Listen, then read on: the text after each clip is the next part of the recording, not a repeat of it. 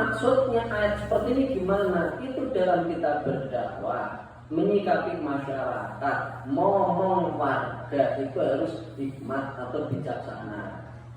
Jangan setiap syariat harus dipraktekkan. Islam yang kita buat ini nggak bisa ideal.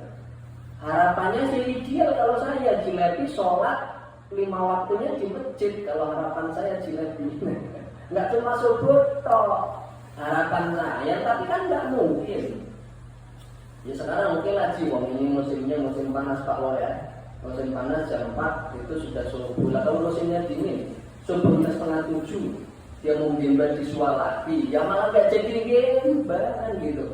Makanya Islam itu nggak bisa 100% ideal. Ini contoh. Lah. Bahkan kemarin saya cerita lebih parah lagi, Nabi lagi khutbah, yang khutbah nabinya. Itu ada kafir dagang datang masuk ke Madinah. Ini udah masuk di Madinah pas sholat Jumat ini. Itu orang-orang bubar, tersisanya 13 orang yang mendengarkan khutbah sampai ke sholat Jumat. Yang kebanyakan itu baru langsung udah bubar. Namanya ada penjual datang kan nyari barang-barang bagus. Dan Nabi tidak mengatakan yang bubar itu yang murtad, enggak, itu cuma saja salamnya. Kondisinya seperti itu. Sing khotbah Nabi Muhammad gitu loh, itu tinggal bubar. Makanya kalau yang khotbah saya itu kok ampun nggak datang, ya itu untuk membuktikan bahwa saya tidak bisa melebihi keramatnya Rasulullah kan gitu. Itu malah seolah aja ngajinya. Tapi jangan juga pilih lah, tapi pas saya khutbah juga ada yang bubar, wah kayak gitu nggak boleh. Ya, artinya memang Islam itu seperti itu. Jadi kita harus memberikan hadis yang kontraproduktif dengan yang biasa mainstream berjalan, biar jadi pengingat bahwa Islam tidak harus sebaik itu. Sehingga kita nanti lama-lama kalau bikin terus lama-lama ya paling benar, paling soleh, paling khusus, hanya radikal ya. Jangan. Saya kembali cerita ini di Madinah sekarang. Tanggal 10 orang Yahudi tidak kerja, duduk-duduk ibadah toh. Alasannya karena mereka puasa untuk menghormati tasyakur atas nabi-nabi Bani Israel itu diselamatkan Tuhan. Itu tanggal 10 Muharram. Tulis saja katakan Nabi Ayub itu diuji oleh Tuhan dengan sakit yang luar biasa. Punya 2 istri, ya kan? Ada istrinya yang menemani Romlah sampai dia jadi kaya lagi. Nabi Ayub itu kaya, saking kayanya luar biasa, ibadahnya juga kuat, taatnya luar biasa. Setan itu iri, ingin menguji iblis setan itu ketaatan Nabi Ayub. Dan maka diizinkan sama Tuhan, ya datangkan penyakit pun atas izin Tuhan. Kemudian dihembuskan satu angin, dan dari angin itu hewan-hewannya mati satu persatu, ribuan sampai habis. Anaknya pun mati satu persatu. Istrinya pun yang pas kaya bisa menemani, pas susah mulai meninggalkan. Susah banget menuju mana sudah bawa. Itu levelnya Nabi loh. Kamu kan punya kerja nggak berharga nanti. Nggak, aku cerita ini nyata real loh. Dan kamu gambar ya, saya semangat kerja.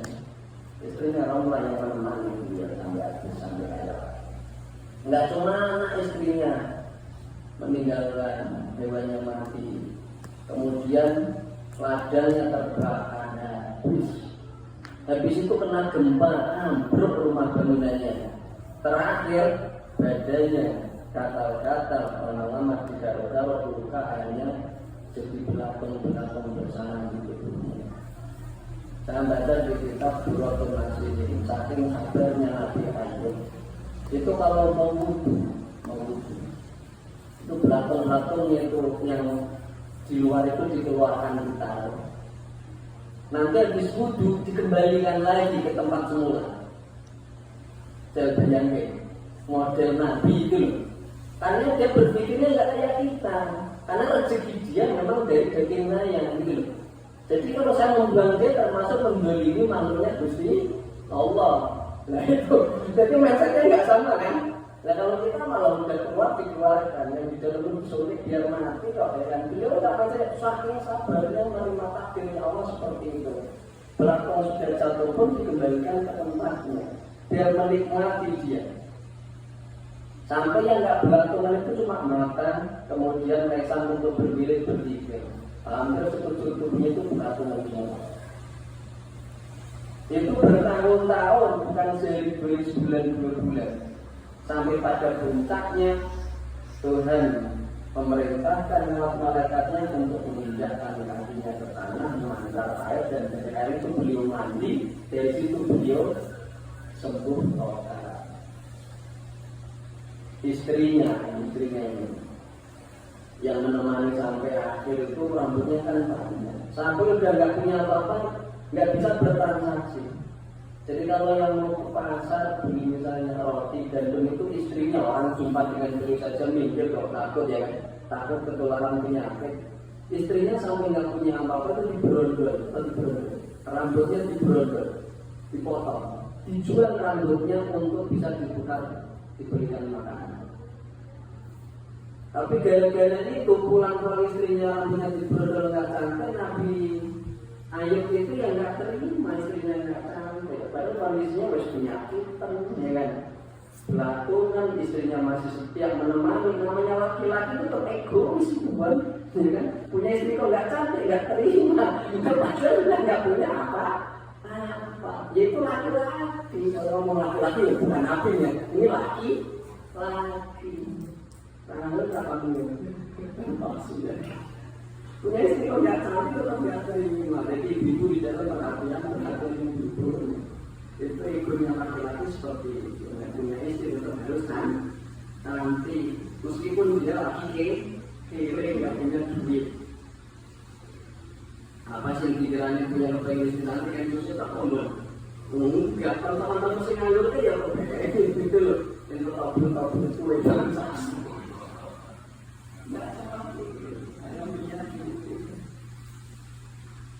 Hanya sampai ucap janji besok sampai aku sembuh kayak lagi bakal tak sabar dan tak campur 100 kali. Nah bener jadi yang sembuh betul, sembuh ganteng kayak lagi, maka dia nggak menunaikan janjinya sudah kadung terucap proses ngomong, tapi mengelabrak kok istrinya sendiri nggak tega. Maka Tuhan kasih ilham. Caranya gimana?